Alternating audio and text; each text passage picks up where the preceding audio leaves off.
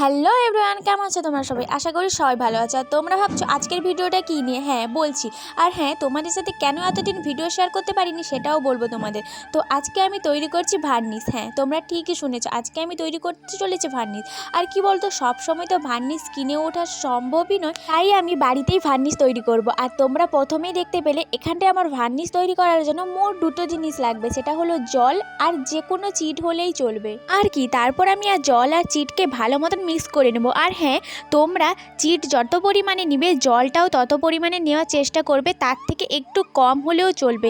আর হ্যাঁ, তোমাদের সাথে এতদিন ভিডিও শেয়ার করতে পারিনি কেন, তোমরা সবাই জানো হয়তো যে এখন এইচএস এক্সাম চলছে, তাই জন্য আমি তোমাদের সাথে কোনো ভিডিও শেয়ার করতে পারিনি।